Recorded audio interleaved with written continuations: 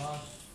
وأعدوا لهم ما استطعتم من قوة ومن رباط الخيل ترهبون به عدو الله وعدوكم وآخرين من دونهم لا تعلمونهم الله يعلمهم. وقال النبي صلى الله عليه وآله وسلم ألا إن القوة الرمي ألا إن القوة الرمي ألا إن القوة الرمي. محترم سامعین، میں نہایت شکر گزار ہوں بہاولپور یونیورسٹی کی انتظامیہ کا کہ مجھے اس موقع پر اپنا مقالہ پیش کرنے کے لیے منتخب کیا گیا ہے. یقیناً جدید دور ٹیکنالوجی کا دور ہے اور جدید دور کی ٹیکنالوجی نے جس تیزی سے جس وسعت کے ساتھ انقلابی سطح پر موجودہ حالات میں کردار ادا کیا ہے، ماضی میں ایسی مثال نہیں ہے. یہ بات واضح ہے. میں ان تفصیلات میں نہیں جاؤں گا، ٹیکنالوجی کا معنی اور مفہوم اور اس کی ذہنی بحث نہیں چھیڑوں گا، مگر اتنی بات میں ضرور کروں گا کہ چونکہ سائنس اور معلومات کے فنی استعمال کو ہی ٹیکنالوجی کہا گیا ہے، اسی کو مہارت کہا گیا ہے، لہذا یہ چیز جس طرح سے تاریخی طور پر لوگ اختیار ہر دور میں اپنے اپنے حالات کے مطابق اختیار کرتے رہے ہیں، مگر جس طرح تاریخی طور پر ہم دیکھتے ہیں کہ بالکل سادہ جو ہے وہ مشینیں، سادہ ٹیکنیکس، سادہ ٹیکنالوجی جو ہے استعمال کی جاتی ہے، مگر جدید طور پر بالکل مختلف ہے. اگر میں اس کا تھوڑا سا آپ کو جو ہے وہ نقشہ جو ہے وہ رکھوں تو دیکھیں اس وقت دنیا جو ہے وہ خلائی ٹیکنالوجی میں اس قدر آگے چلی گئی ہے کہ 10 لاکھ کلومیٹر دور جیمز ویب ٹیلیسکوپ جو ہے وہ لانچ ہو چکی ہے اور کچھ ہی عرصے میں وہ کام کرنا بھی شروع کر دے گی. مسئلہ یہ نہیں ہے کہ وہ خلاؤں میں چلے گئے ہیں اور خلاؤں کی تصویر میں جو ہے وہ بہت آگے جو ہے وہ پہنچ کر جو ہے وہ بڑی دور کی اور تاریخ کی باتیں جو ہے وہ تلاش کر کے لے کر آ رہے ہیں. سمجھنے کی یہ بات ہے کہ جب وہ ٹیکنالوجی کو اس سطح پر جو ہے وہ ایڈوانس کر رہے ہیں تو ذیلی طور پر وہ کن کن شعبوں میں تفصیلی ترقی کرتے چلے جا رہے ہیں. سمجھنے کی بات یہ ہے، مثلا اگر خلائی وسعتوں کو جو ہے وہ شمار کرنا ہے تو پھر جو ہے وہ رابطے اور واسطے بھی جو ہے وہ اسی قدر تیز ہونے چاہیے. اور یہ بات بڑی واضح ہے کہ جدید دور کے اندر اگر ٹیلی کمیونیکیشن میں اتنی ایڈوانسمنٹ ہوئی ہے تو وہ خلائی تصویر ہی کی بدولت ممکن ہوئی ہے. اگر جو ہے وہ خلا کے اندر جو ہے وہ بہت سی ٹیکنالوجیز کو استعمال کر کے خلا کو جو ہے وہ تصویر نہ کیا گیا ہوتا تو آج جو لمحوں میں ہم ایک دوسرے سے رابطہ کر رہے ہیں یہ ممکن نہ ہوتا. مختصر یہ کہ ٹیکنالوجی انسان کو جس قوت کے حصول پر قادر کرتی ہے وہی پھر جو ہے وہ دنیا کے اندر اس کو بالادست کرنے کے لیے جو ہے وہ معاون ثابت ہوتی ہے. تو دنیا کے اندر جو بالادستی ہے انسان کی بالادستی، یہ بالادستی وہی قوم، وہی لوگ، وہی افراد، وہی مجموعہ اپنے آپ کو بالادست بنانے کے قابل ہوگا جو اپنی بنیادی نظریاتی جو اساس ہے اس کا تحفظ کرنے کے بعد ہر اس نئے پہلو کو اپنی نظریاتی اساس کے مطابق ڈھال کر جو ہے وہ اختیار کرے گا، تب جا کر جو ہے وہ بالادست جو ہے وہ بنے گا. یہ ایک مختصر سا پہلو ہے. اب میں یہاں پر صرف اتنی بات کرنا چاہوں گا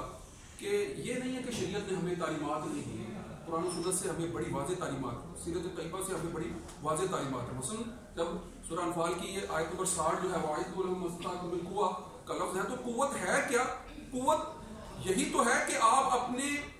معاملات، اپنے وسائل کو کس قدر جو ہے وہ اپنی دسترس میں لائے ہو. جس قدر جو ہے وہ اپنی دسترس میں لائے ہو اسی قدر جو ہے وہ قوت کے طور پر جو ہے وہ مخالف پر جو ہے وہ اپنا روب طاری کرنے کے قابل بن جاؤ گی. یہی چیز اگر اس انداز سے دیکھی جائے کہ آج مثلا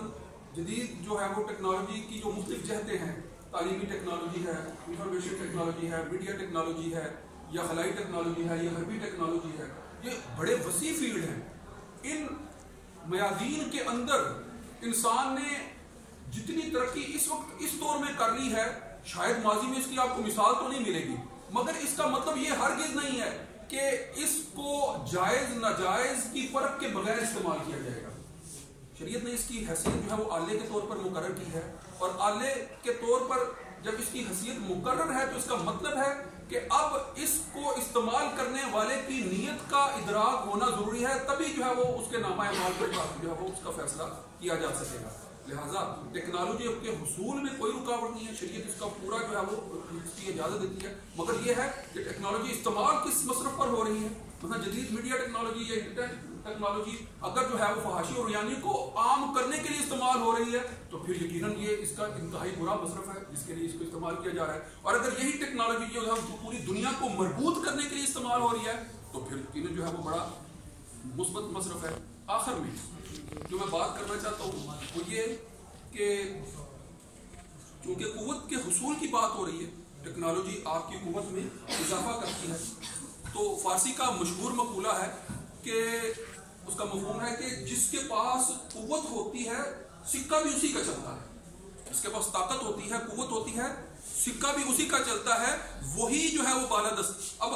آسان الفاظ میں بتائیں کہ کیا کوئی کمزور کے ساتھ تعلق رکھنا چاہتا ہے, کیا کوئی کمزور کے ساتھ اتفاق کرنا چاہتا ہے, کیا کسی کمزور کے ساتھ کوئی اتحاد کرنا چاہتا ہے؟ اتحاد اتفاق مضبوط لوگوں مضبوط جو ہوتا ہے, مضبوط لوگ خود بخود اس اتحاد کو کھینچ رہے ہوتے ہیں, اور جو اتحاد کی خصوصیات پر نظر رکھے ہوئے ہوتا ہے وہ اگر کمزور لوگوں کو اپنے ساتھ ملاتا ہے تو اپنی قوت کو بڑھانے کے لیے ہی ملا رہا ہوتا ہے. تو یہ جو اس کا پہلو ہے کہ اتحاد امت, مسلم امت کا اتحاد, اس کے لیے ہمارے لیے لازمی ہے کہ جدید ٹیکنالوجی یہ آپ کے سامنے اسکرین موجود ہے, یا اس طرح جو ہے وہ میڈیا کی جو ہے وہ بہت سے پہلو جو ہے وہ حال میں بھی موجود تھے. یہ جدید ٹیکنالوجی کا خاصہ ہے کہ اس طرح کے آڈیٹوریم میں جو ہے وہ موجود ہیں. تو یہ جو ساری چیزیں ہیں یہ کسی نہ کسی شکل میں جو ہے وہ ٹیکنالوجی ہی کا اظہار جو ہے وہ ہمارے سامنے ہے. اب اگر ہم پوری مسلم امت کے اتحاد کی بات کرتے ہیں تو جدید ٹیکنالوجی کو استعمال کس طرح سے کیا جا سکتا ہے, جدید ٹیکنالوجی ہمارے لیے مفید کس طرح سے ہو سکتی ہے, ایک دو پہلو اس کے بتا کر جو ہے بات ختم کرتا ہوں. سب سے پہلی بات کہ جتنا بھی کہہ لیں کہ تعلیمی نظام ہے, جتنا بھی تعلیمی نظام ہے اب یہ ڈیجیٹلائز ہو چکا ہے, اب یہ آن لائن ہو چکا ہے, اب یہ انٹرنیٹ کے ساتھ جو ہے وہ وابستہ ہو چکا ہے. تو اس میں ہمیں ان ٹیکنالوجیز کو استعمال کر کے سب سے پہلے یہ بات اس بات پر دستخط حاصل کرنے کی ضرورت ہے کہ اگر دنیا میں کہیں پر بھی کوئی نئی چیز ایجاد دریافت یا سامنے آتی ہے تو ایک سائنسدان کو نہیں بلکہ عام فرد کو, پڑھے لکھے فرد کو بھی, علوم اسلامیہ کے فرد کو بھی فوری اس کا جاننا بڑا ضروری ہے. جب وہ اس کو جان لے گا, اس کے پازیٹیو نیگیٹو ایسپیکٹس پر جو ہے وہ غور و فکر کر لے گا, تو پھر اس کو استعمال کرنے کے سارے پہلو جو ہیں وہ اس کے لیے آسان ہو جائیں گے. اور نتیجہ کیا ہوگا کہ جب آپ ٹیکنالوجی کو جان لیتے ہیں پھر وہ اگر خطرناک ہے تو اس کے توڑ کے لیے بھی جو ہے وہ نئی ٹیکنالوجی دریافت کرنا شروع کر دیتے ہیں, اس کے اوپر کام کرنا شروع کر دیتے ہیں. مسلم امت کو اس وقت امریکہ, یورپ, برطانیہ کے پاس جو جدید ٹیکنالوجیز ہے اس کے مقابلے میں اپنی ٹیکنالوجی کو مضبوط کرنے اور ان کی ٹیکنالوجی کے توڑ کے لیے جو ہے وہ اقدامات کرنے کی اشد ضرورت ہے. آج اگر آپ پوری دنیا میں جانے چاہتے ہیں, پہچانے جاتے ہیں تو اس کی بڑی وجہ یہ ہے کہ آپ ایٹامک ٹیکنالوجی کے حامل ہیں, آپ نے وہ ٹیکنالوجی حاصل کی ہے. اب دنیا جو ہے, اب چائنا اگر کل کو بالادستی کی سطح پر نظر آ رہا ہے تو اس کے پیچھے کیا ہے, وہ اس وقت جو ہے وہ سورج کے اندر جو روشنی ہے اس روشنی کو جس فارمولے کی بنیاد پر جو ہے وہ روشنی پیدا ہو رہی ہوتی ہے, اس فارمولے کی بنیاد پر وہ زمینی سورج جو ہے وہ بنا رہے ہیں, اور وہ جو بے پناہ جو ہے وہ فیوژن کی انرجی ہے اس کو جو ہے وہ 17 منٹ تک کنٹرول کرنے کی صلاحیت اپنے اندر پیدا کر چکے ہیں. انرجی کے ذخائر وہ جس قدر بڑھا رہے ہیں, تو اب اسی لیے فکر ہے, برطانیہ کو فکر ہے, امریکہ کو فکر ہے, روس کو فکر ہے کہ چائنا جو ہے وہ سپر پاور کی دوڑ میں آگے بڑھتا چلا جا رہا ہے, اور وہ سپر پاور ہے تو سارے اس کے ساتھ جو ہے متحد ہونے کے لیے جو ہے وہ کوشاں ہیں. تو اس نقطے کو جو ہے وہ آپ نے پیش نظر رکھنا ہے کہ مسلم دنیا ٹیکنالوجی میں اب اگر چائنا سے اتحاد کر لے تو اس کے پیچھے بھی یہ جدید ٹیکنالوجی کا حصول ہی ہے. اگر ہم خود, اب بے شمار ہمارے وسائل ہیں, ان وسائل کو نچوڑ کر یہی ممالک ہمارے وسائل پر قابض ہو کر اس سے ٹیکنالوجی تیار کر کے ہم ہی پر حکومت کرتے ہیں. اگر ہم متحد ہوتے ہیں تو اپنے ٹیکنالوجی کے وسائل کو محدود کر کے اپنے ہی استعمال میں لا کر اپنی امت کے جو ہے وہ فائدے کے کام کر سکتے ہیں. یہی میرا پیغام ہے.